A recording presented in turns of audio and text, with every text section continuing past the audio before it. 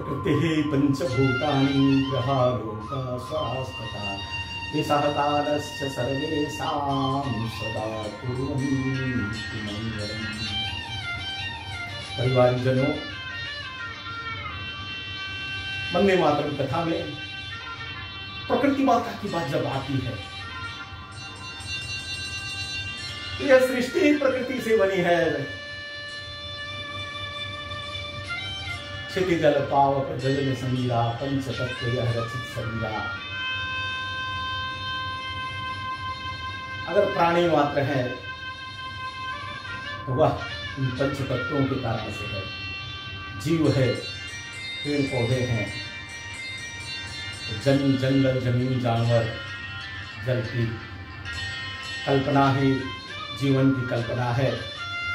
जिन ग्रहों पर यह नहीं है वहां जीवन नहीं है। वैज्ञानिक खोज रहे हैं जीवन। हमारे यहाँ कहा जाता है कि 3 त्रिलोक और 14 भुवन, 14 भुवन की हमारे यहाँ कल्पना है। अभी तक इस पृथ्वी के वैज्ञानिक लोग किसी दूसरे भुवन की खोज नहीं कर पाए हैं, लेकिन प्रयास जारी है। प्रकृति की जब बात होती है तो उस जीव की बात होती है। यहां की नदियां, यहां के पेड़ पौधे, यहां की वहां विभिन्न प्रकार के जीव जंतु, यह वसुधैव कुटुंबकम में आते हैं। केवल मनुष्य मात्र ही वसुधैव कुटुंबकम में नहीं आता है।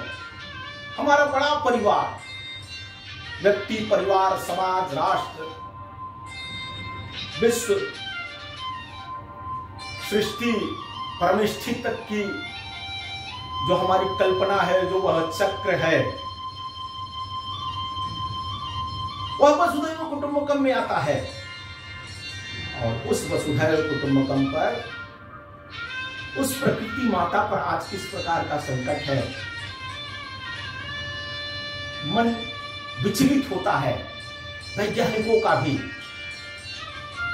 और भारतीय चिंतन के लोग तो कहते हैं कि नहीं प्रलय आएगा, जब अधिक पृथ्वी पर पाप होगा, कदाचार होगा, अनाचार होगा तो प्रलय आएगा, सब समाप्त हो जाएगा।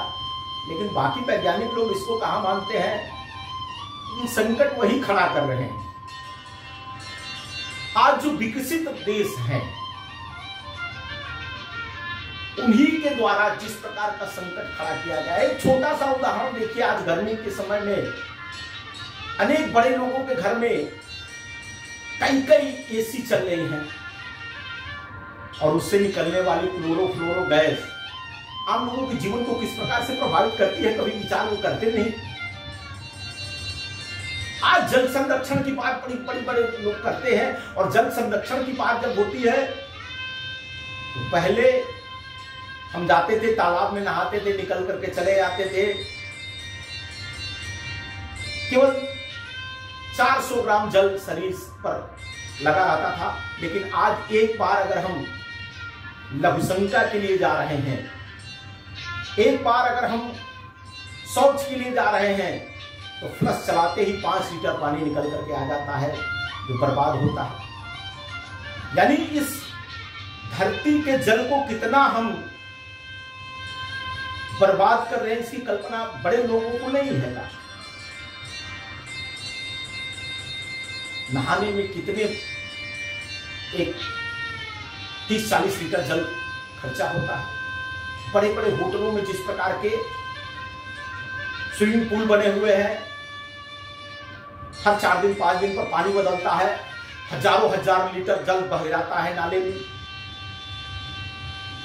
और पढ़े लिखे लोग उसमें तैरते हैं और जल बहवाते हैं। कई जगह तो घरों में लोगों ने बना रखा है। और दोषारोपण किस पर होगा जल संरक्षण का? तो गरीब लोगों पर, अनपढ़ लोगों पर। ये जल संरक्षण नहीं करते हैं। अरे भाई, आप पढ़े लिखे हैं, आप विद्वान हैं, आपको इसके बारे में सोचने समझने की ज्यादा आवश्यकता है, क्योंकि बर्बाद आप ज्यादा कर रहे हैं। आज पेड़ों को कौन काट रहा है, जंगलों को कौन उजाड़ रहा है, नदियों को कौन रोक रहा है, कौन प्रदूषित कर रहा है, धरती की उर्वरा शक्ति को कम करने का काम कौन कर रहा है। अगर ये सब बातें होती हैं तो विद्वान लोग अपने को इससे अलग करते हैं, साइंटिस्ट लोग अलग करते हैं। नहीं, हमने तो बूंद बूंद जल बचाने की बात किया, लेकिन केवल बूंद बूंद जल बचाने का नारा देने से होगा क्या? हमारे बाथरूम में, हमारे शौचालयों में कितना पानी बहता है और जमीन से निकलने वाला कितना पानी मिलता है। बड़े लोग हो जाते हैं तो पूरे लान को पानी से सींचते हैं, जल नीचे के धरती के जल से पूरे लान को सींचते हैं। गडकरी जी ने कभी जल के रिसाइक्लिंग की बात किया, हंसते हैं लोग। यह जल कैसे ऐसे कुछ कामों में और उपयोग में आ सकता है, कैसे इसको बचा सकते हैं। कचरा प्रबंधन की बात होती है तो हंसते हैं। तो इस धरती माता को हम कितना कष्ट दे रहे हैं, इस कष्ट को समझना पड़ेगा। मोदी जी ने एक पेड़ मां के नाम की बात किया, यानी पेड़ केवल लगाना नहीं है, केवल फोटो नहीं खिंचाना है, उस पेड़ को पाल पोस करके बड़ा भी करना है।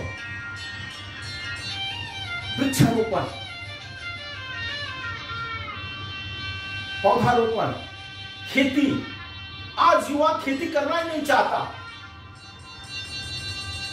लेकिन उसी में से तमाम ऐसे नौजवान की बड़ी बड़ी नौकरियों को छोड़ करके आकर के आज गांव पर खेती कर रहे हैं, कितना गांव को खुशहाल बना रहे हैं। बगल के बाराबंकी में जिन्होंने केले की खेती किया, पपीते की खेती किया, आज कितने खुशहाल हैं। 10 और किसान परिवारों को जोड़े हैं। आज आवश्यकता है विषमुक्त खेती की, जीरो बजट खेती की, रासायनिक उर्वरकों का प्रयोग करने की। यह धरा रहेगी तभी यह जीवन भी रहेगा, यह सृष्टि भी रहेगी और हमारी खुशहाली भी रहेगी। नहीं तो सुख के चक्कर में हम रोगों के आगोश में जाएंगे। यह निरामया, यह आरोग्य शरीर कैसे मिलेगा? दिन भर जिनकी रोगी काया हो जाती है, दिन भर योगा कर रहे हैं, प्राकृतिक चिकित्सा में जा रहे हैं, लेकिन उसको पहले कभी विचार किया क्या? तो हमको विचार करना पड़ेगा कि हमारी तो वह क्षमता है कि हम चले जाएं प्राकृतिक चिकित्सा में, लेकिन हमारा और पूरा परिवार सब कैसे सुखी रहेगा, उसको कैसे विषमुक्त भोजन मिलेगा, उसका जीवन कैसे निरोगी काया रहेगी। क्योंकि निरोगी काया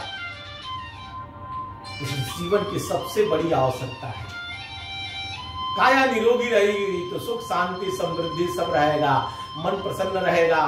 नहीं तो सुख के चक्कर में अगर यह काया निरोगी नहीं रही तो वह सुख कोसों दूर जाएगा। मित्रों, आपसे आह्वान है, इस धरा को बचाना है, इस मानवता को बचाना है, इस सृष्टि को बचाना है। तो हम पर्यावरण के बारे में सोचें, समाज का पर्यावरण कैसे ठीक होगा, धरा का पर्यावरण कैसे ठीक होगा। इसलिए छोटे छोटे प्रयत्न करने पड़ेंगे। वृक्षारोपण का प्रयोग है। हम प्लास्टिक का कितना उपयोग करना चाहते हैं, और प्लास्टिक ही नहीं तो एक अंधाधुंध चल रहा है। पहले मिट्टी के बर्तन बनते थे, अब वह ईंट की तरीके से बन रहे हैं जो मिट्टी में जल्दी घुलते नहीं।